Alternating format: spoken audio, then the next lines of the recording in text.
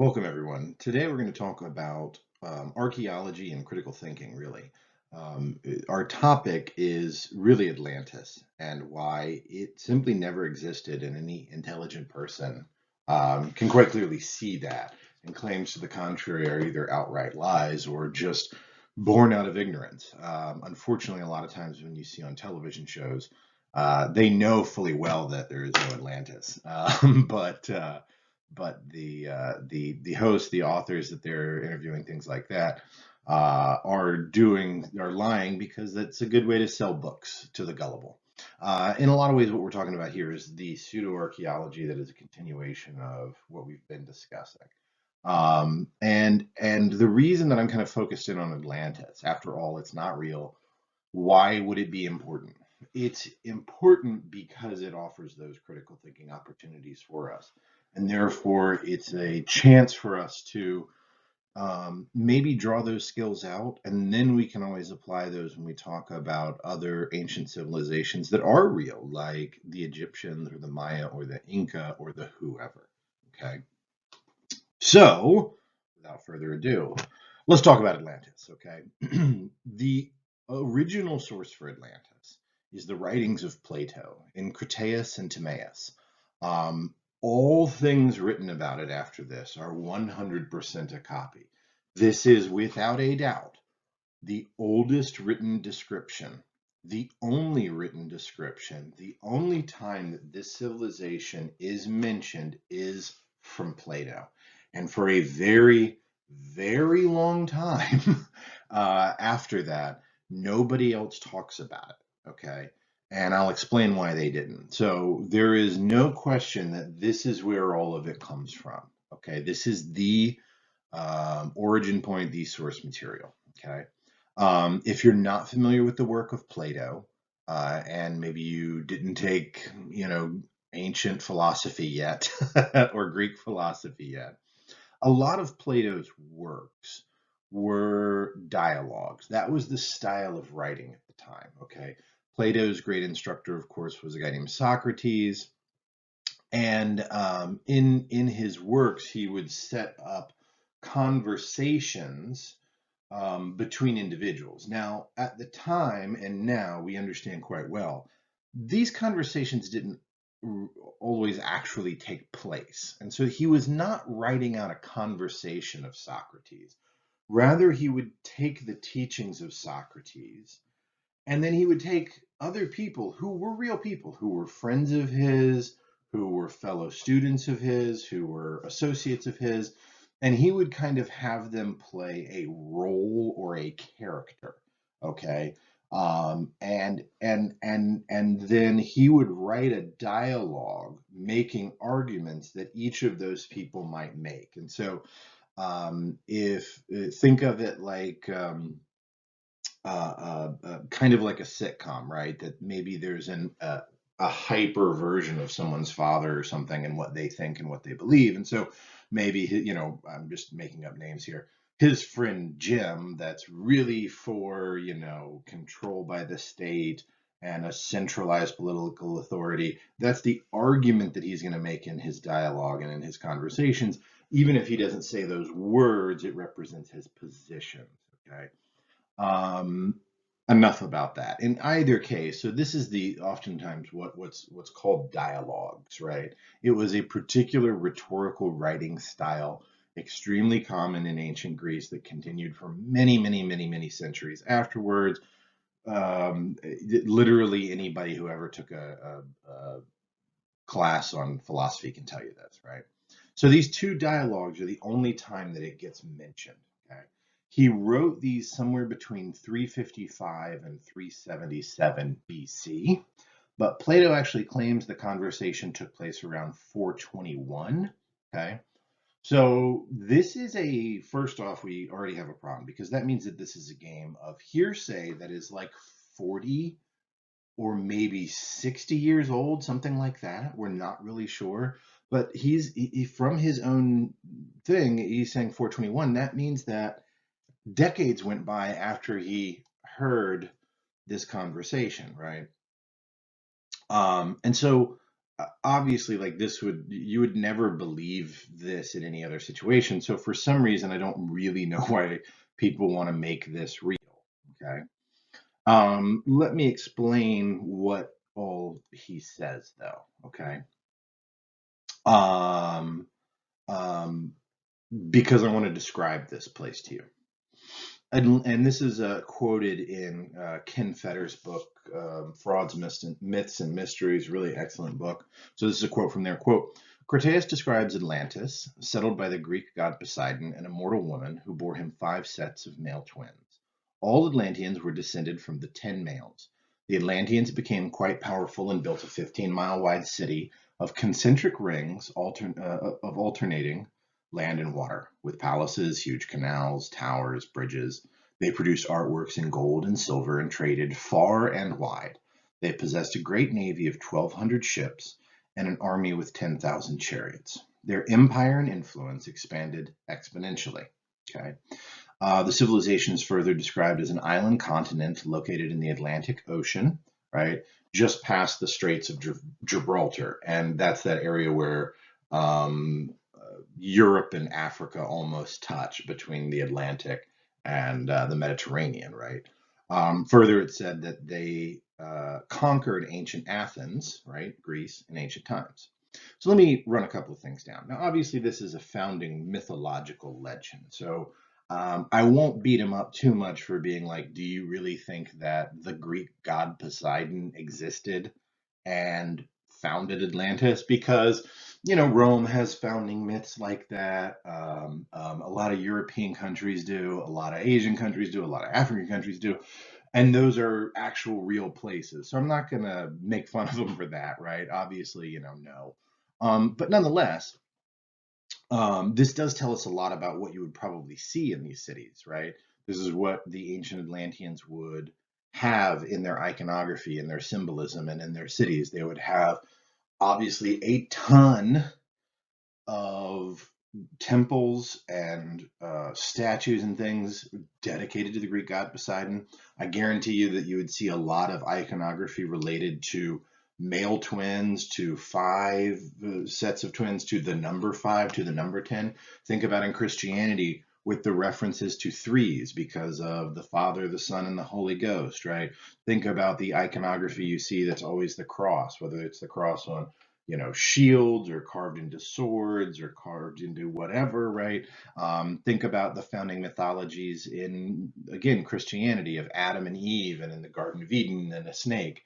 You would see paintings of Adam and Eve in the Garden of Eden with a snake. There's like, again, if you take an art history class, you'll see 8,000 paintings that covered that from the very ancient world to the modern. You'd see a similar thing from Atlanteans. You'd see all kinds of statues and all kinds of this kind of stuff, right?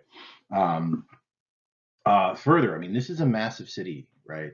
To say that they had that they had these concentric rings that obviously are man-made because land doesn't do that, right? And when they say concentric rings, they just mean rings going further and further out of land, you know with huge canals and bridges connecting them, and they'd have towers and they'd have palaces and they'd have, this is big. This is not going to get misplaced. This is not your driver's license. This is not your Fitbit or smartwatch, right? This is some shit you're gonna remember seeing. Like it's a large, large, large place. Okay. They have a huge military, 1,200 ships, right? Given when they were writing about this, to talk about those ships, 1,200 ships in a navy, those ships carried probably 100 men as a bare minimum. They may have carried several hundred men, right? So you're talking about an army that is absolutely massive, okay? 10,000 chariots, 10,000 chariots, you're not just talking about a horse and a buggy here. You're talking about the greatest military might in the world at that time. It would easily dwarf anything in Greece. It would easily dwarf for centuries to come Rome, right? You're talking about every chariot having somebody that can sort of guide the chariot, but also 1 or 2 archers in it. And that doesn't even get us onto ground troops, okay? This doesn't get us into the fact that they probably had an army then of 25, 30, 40,000 as a minimum, as an absolute minimum, right? This means that at their peak, they could have rivaled ancient Rome, right? They are massive, okay? They're trading all over the place. So they've got all these ships that are going all over the world that are apparently trading everywhere all over the world that are going to be bringing back artifacts from all over the world, right? That they conquered ancient Athens. And so anytime one country conquers another, you see remnants of that country. Remember how I told you that the best place, the place to find the most Egyptian artifacts in the world is in the British Museum in London? Yeah, because they conquered them, right? You're going to see that. And so, all right, we should be seeing Atlantis have a just mountains of this, shouldn't we? Right? Those kinds of things. So let's talk about the timeline and some of the issues here. Okay. Let me explain to you why this isn't true. If it was written in 421 BC, as Plato claims, he would have been 7 or 8 years old when this conversation took place, and either late 40s or late 60s, somewhere between there before he wrote it down. So there's the dialogues themselves are important. Okay, the dialogues themselves are conversations about politics, about a country's political structure, about how countries should be run. They cover a lot of different materials in there. And so this is a very high level intellectual conversation that is being listened to by a 7-year-old who then waits 40 years to put it down on paper. And you're telling me that this is a faithful and accurate representation of what was said that day? That might be the dumbest thing I've ever heard. So anybody that's claiming Atlantis based on this is absolutely full of shit. Second, right, not only is it just hearsay of 40 years old, in the thing, Critias is talking about this, right? And they say, Critias basically says, what happens is Socrates asks, do you know of some great society who's structured in a great way and that kind of thing? And Critias says, yeah, I do. And I know about this place because this story was told to me by my grandfather, who was also named Critias, from his father named Dropides, who was told from the Greek sage Solon, who heard it from some unnamed priest in Egypt when he traveled there in 590 BC. So this isn't just a 40 or 50 or 60-year-old hearsay. This is centuries old. This is being passed down from an unknown Egyptian priest to Solon, right? To Dropides, to Critias the first time, to Critias his grandson, to Socrates, who's then this conversation is being overheard by Plato, who is then waiting another half century to write it down on paper, right? This is absolutely ridiculous, right? But the thing is, Plato's not lying. He's making all this up, but he's not lying. You have to understand why Plato wrote this thing to begin with, okay? In ancient times in Athens, it was against the law to criticize the government. In fact, being critical of the government, being critical of the gods, that kind of thing, was punishable by death. FYI, that's how Socrates died. They made him drink poison hemlock for it, right? So Plato can't just write a book that says, "Hey, what's the best kind of government out there?" and answer it honestly, because unless he says it's Athens, he can be put to death. Even if he says, maybe he says Athens isn't, the best one, but if he just says like, well, I think the best government would be X, right? Or excuse me, would be our neighbor over here is doing a better job. That is an inadvertent criticism of the political leadership, right? Just by not saying that the best is Athens. So what he does is to say that the best is this made up city that everybody knows is made up, and therefore nobody can get pissed off at him. And he makes it kind of silly. This is the story of the Atlanteans who live on Atlantis, which is in the Atlantic Ocean. Like he's kind of being silly. It's kind of farcical in its naming. And everybody knows that at that time. This is why nobody in the ancient world went looking for Atlantis. Everybody knew what he was doing, right? They knew that he just didn't want to be put to death. And so he's talking about this civilization, this society, how you need to honor the gods. I think if I remember correctly, even at some point he says something about like Atlantis is was great because it was run by philosophers. Says this philosopher talking to other philosophers. It'd be like if I said the best government in the entire world would be run by anthropologists. Okay, like you know, it's quite clear what he's doing here, right? At no point does he expect anybody to think that this is real. At no point does he expect anybody to think that this is, anything other than a political exercise, right?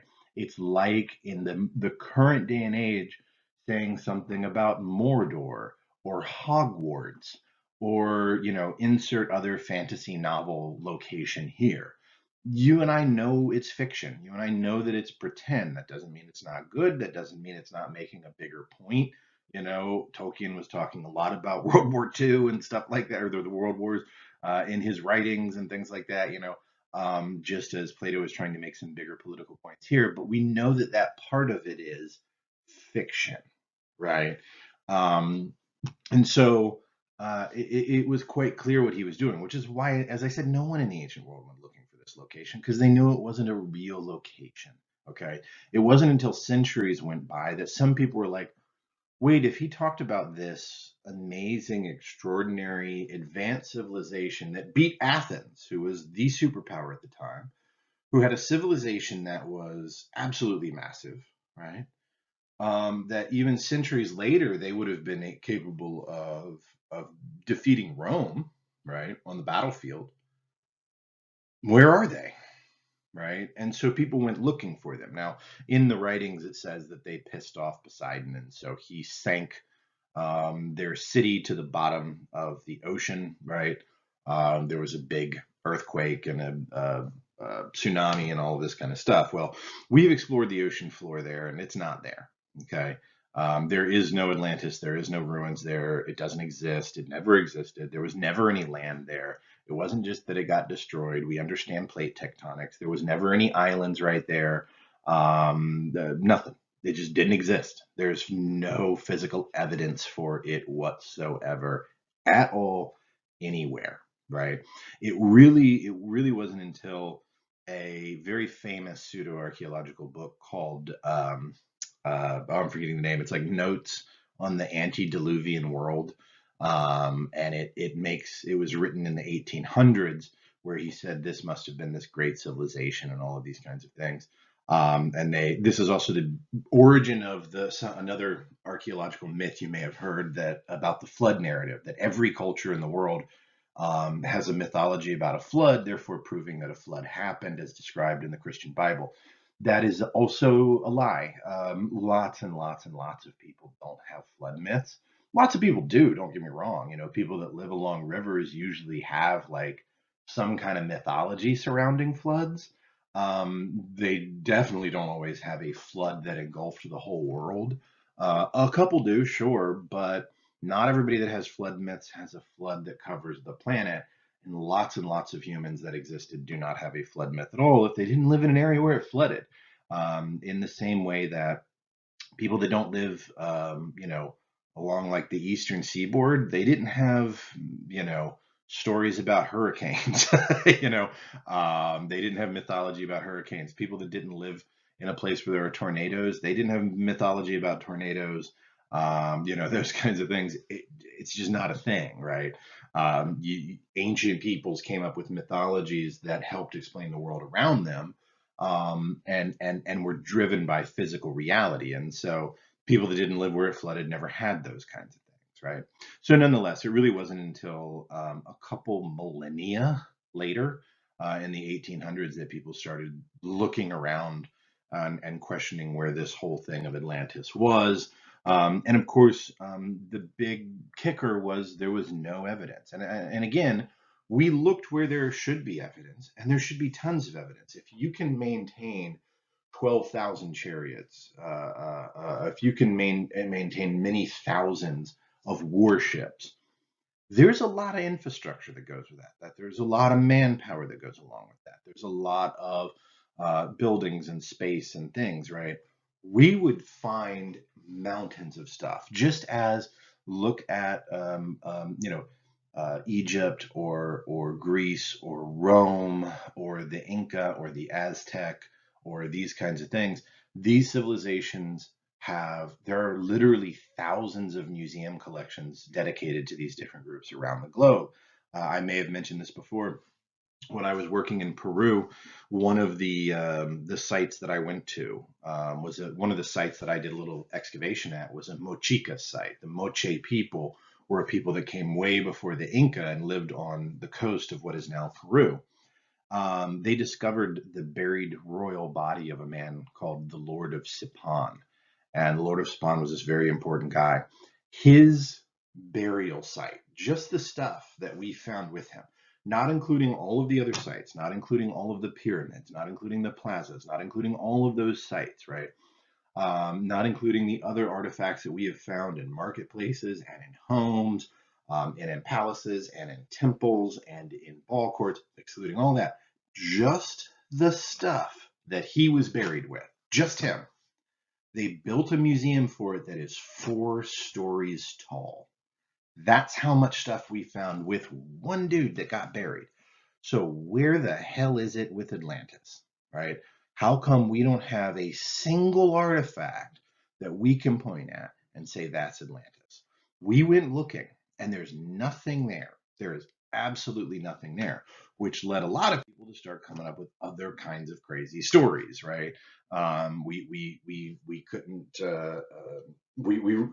we couldn't find it in the Atlantic Ocean next to the Straits of Gibraltar, where Plato says it was the founder of this myth, the original writer of this legend, right?